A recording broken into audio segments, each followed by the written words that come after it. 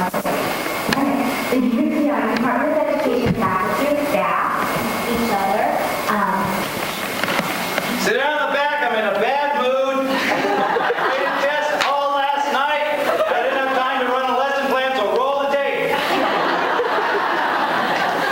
Roll the tape.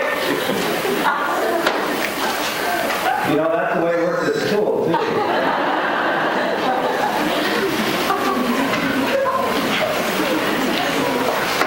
Good evening. My name is Paul McKillop.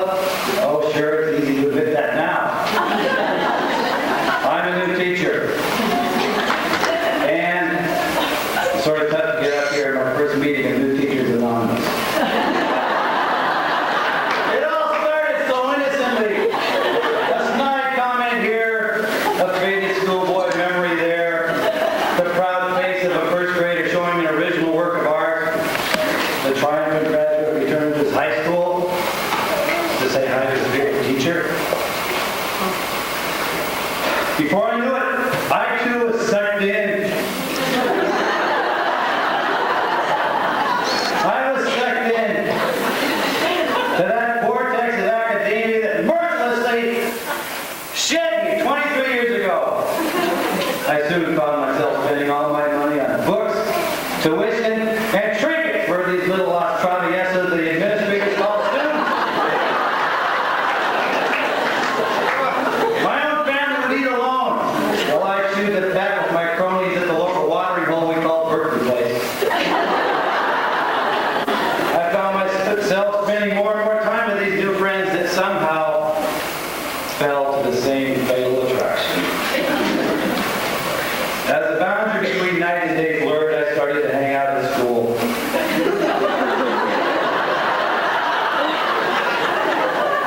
The kids laughed at me too. They laughed at the way I looked. Things I said, just about everything I did, they laughed at. I felt all alone. I spent all day surrounded by little people who stared at me if I was lucky and ignored me the rest of the time. That's when I knew I hit bottom. The good news was it couldn't get any worse. The bad news was I had no idea how I was going to pull myself out of this rut. Then one night I had a dream. I was lying on my back, staring up at the clouds passing by in this fresh spring breeze. As the clouds passed through the shimmering leaves of an aspen tree that provided shade to me, I heard a soft feminine voice whispering to me. The clouds shimmered with every syllable of each word.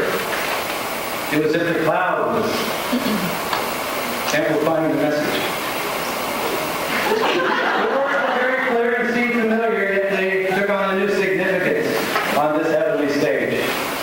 These words transformed my teaching, my attitude, even my life. I often repeat these words to myself whenever I feel frustrated and ineffective. These words help me see every one of my students in a more positive light. I don't know how many times I had to repeat it. I don't even know how many times I had the dream. I didn't even know who the angel was until one night I woke up during one of those dreams.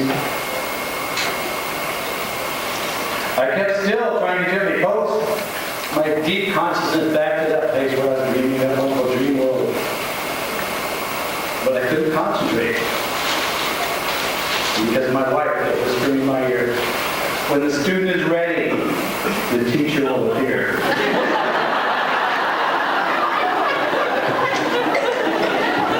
It was then that I recognized the voice of that angel and recognized that although I now was a teacher, I was always and will always be a student.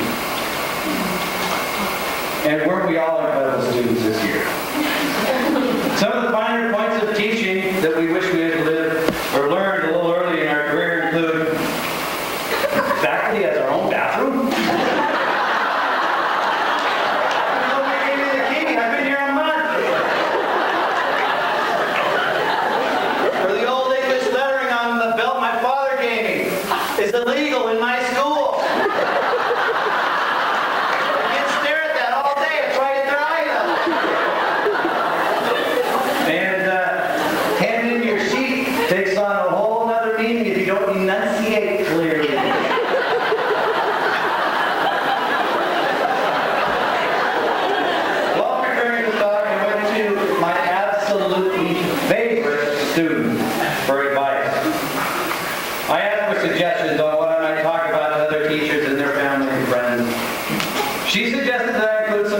some quotations, and then showed me a book she writes her favorites in. Designed the students bought it. It was very easy to say when to borrow it. These are a few of our favorites. In the old days, there was an educational channel. It was called Ah.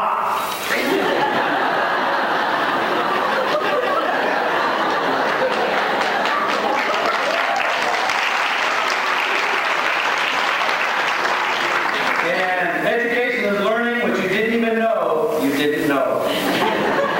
And the one my daughter kept pointing out to me and make sure I took heed to is there are 3 keys to public speaking. Be sincere, be brief, and be seated. So let me continue quickly. We have a lot to be thankful for. I think especially this year with a very small intern class, I, along with I'm sure all the other interns, really appreciated a lot more intermingling with the multi-subject students and also in the intern students and the multi-subject. I know I learned a lot more that way than I would have been the other way. So I think that we were lucky for that. We also appreciate the faculty that spent so much time and effort to pass on the years of teaching experience to us. We're especially fortunate to benefit from some of Fred Lang's last teaching days before he passed away in November this year. We are grateful for supportive families, insightful mentors, and challenging assignments that at times served as a reminder of what too much homework feels like. In almost all cases, we are treated excellent instruction models that we can convert to our own classroom, and we can accept the occasional poor example as that was the way it was meant to be, so we gain some honest, needy student experiential input. So we appreciate those bad examples too. We are an astounding band of misfits, aren't we?